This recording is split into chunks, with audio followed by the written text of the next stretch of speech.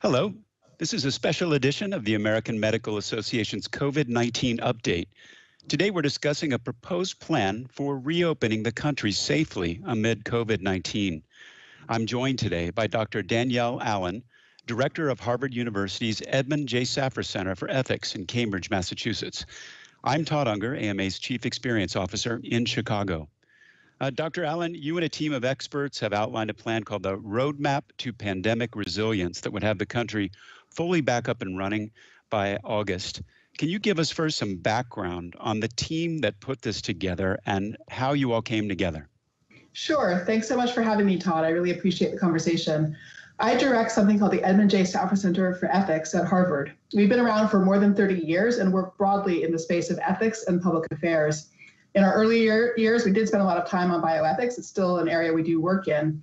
One of our earliest fellows was Ezekiel Emanuel, probably somebody well known to your community.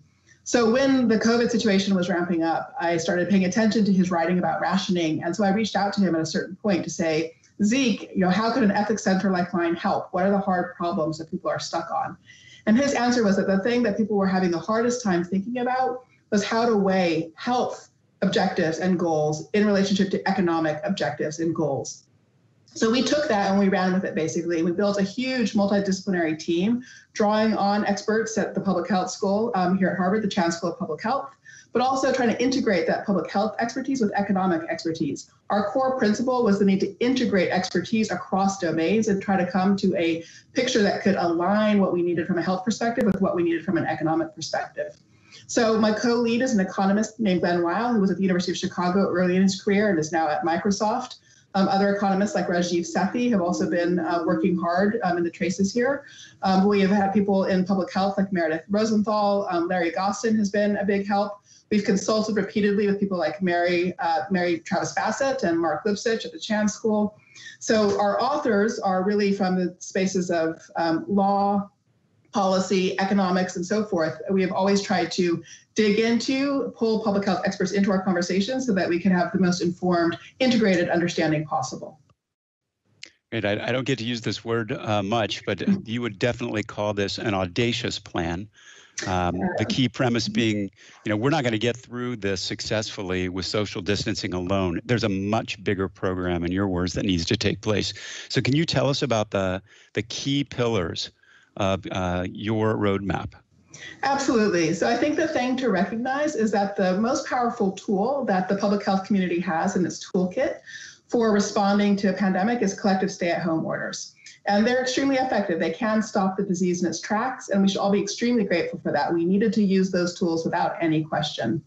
At the same time that was the case, however, they have this profoundly devastating economic impact. And so it seems as if the biggest question you have to ask is what's a tool of equivalent power to collective stay-at-home orders that could actually stop the disease in its tracks and keep the economy open?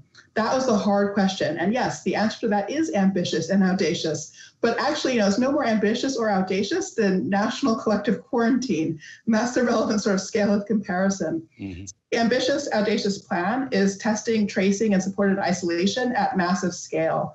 So big enough to actually decelerate the disease. So the goal of our modeling, our mathematical modeling, is to have testing at such levels that you can actually achieve R 0.75 and decelerate the disease continuously over time, not need repeated applications of collective social distancing.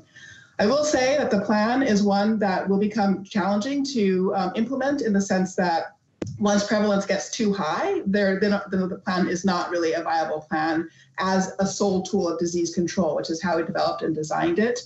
So it's really a tool that is the scale that you need when prevalence is, getting into territory of 1%, maybe a bit above 1%. But once prevalence is over that, then it's still a tool you need to contribute to controlling the disease, but it can't be a sole tool.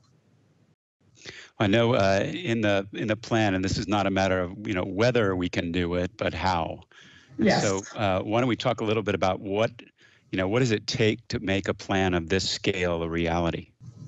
So the thing is, it really takes asking that how question, just as you said, not asking can we, but just simply asking how, because the fact is there's no law of physics that has to be broken to be testing in millions of people per day sort of rates.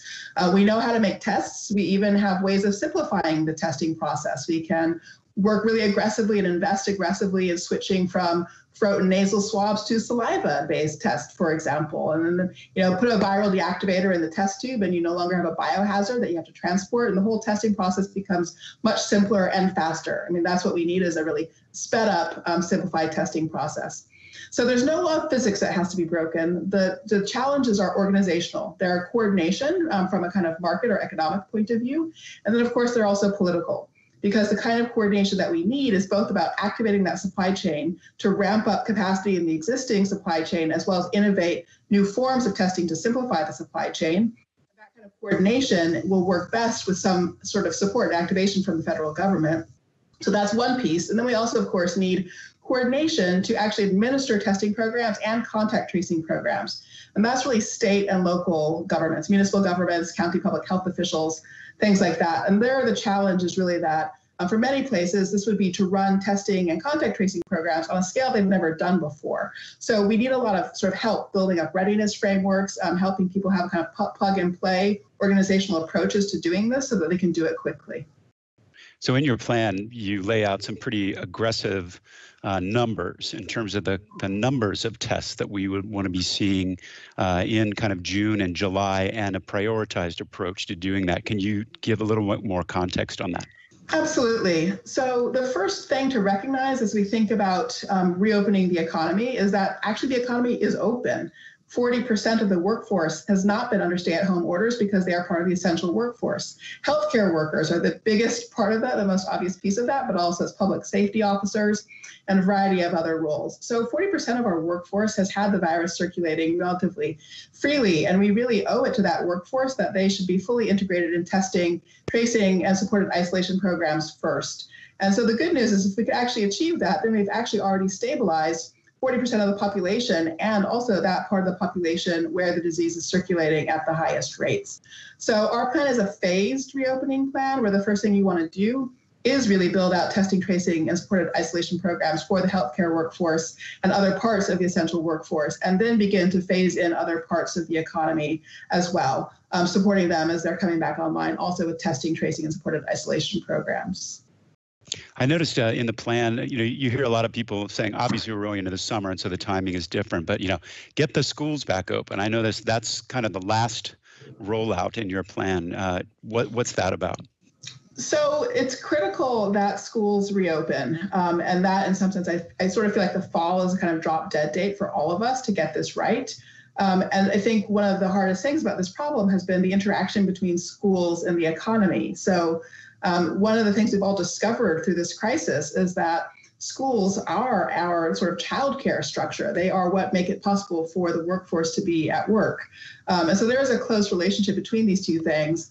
We try to bridge that with our phased approach by including childcare workers in the early phase of sectoral rollout, so that there would be childcare provision with people who are doing childcare also being tested, being part of testing programs, so that people can go back to work. So if you see childcare as a part of that essential workforce, that does begin to open up the economy. And then since it's summer, it does give schools more time. And places like schools where you congregate settings have a lot of work to do to reorganize practices. So in that regard, schools, colleges, universities, they need the time over these next few months to really rethink how they do business on a kind of basic daily level. So hence the sort of final phase is with the schools. Do you have any sense of the cost of executing the plan? We do. And actually, again, here it's really important to compare the sort of massively ramped up testing, tracing, and supported isolation, or TTSI, as we like to call it, to the cost of collective stay-at-home orders. So collective stay-at-home orders as a tool for disease control are costing us $350 billion a month. So a testing, tracing, and supported isolation program costs $15 billion a month. So, we should have done this 2 months ago, basically. I wish we'd done it 2 months ago. We can still do it. We should still do it. It would make a huge difference if we were able to do it. And that's really the trade-off: $350 billion for collective stay-at-home orders, or $15 billion for testing, tracing, and supported isolation. Well, on that note, there has been a lot of pressure to reopen the country quickly. You have certain states that are moving at a more aggressive pace than others. What do you see as the consequences of reopening too soon or in an uncoordinated way? So we really are in our plan focused on opening in such a way that we can stay open. We are really trying to figure out how to ward off second and third waves. The reason for this is very straightforward. Businesses, if they're truly going to come back online, need to plan with clarity about the fact that they won't have to face repeated shutdowns. So that kind of uncertainty is a real negative drag on the business environment. So the economy itself needs a way of reopening where it will stay open. So that's the message that we've been trying to sort of share with governors. It's not enough to reopen because you will face a second wave if you haven't taken steps to try to achieve disease control within your state. The most powerful tool for disease control, as I've been saying, is the TTSI tool.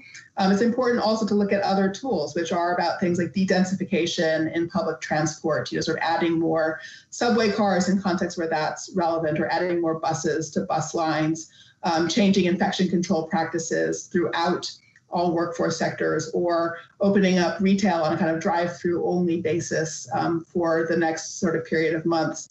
So I do want to say that TTSI is not the only tool. I think at this point, we really all have to be looking at what the package of tools is that will broadly permit us to control the disease, decelerate its rate of transmission. If our viewers want to take a look at the entire plan, is there a place they can go to do that? Sure. So at our website, ethics.harvard.edu, the homepage should take you right to the roadmap for pandemic resilience. Thank you so much, Dr. Allen, for being here and for reviewing your important work on how we can reopen the country safely. That is obviously a top of mind for everyone. That's it for today's COVID-19 update. For more resources on COVID-19, you can go to the AMA COVID Resource Center at ama-assn.org/COVID-19. Thanks for joining us.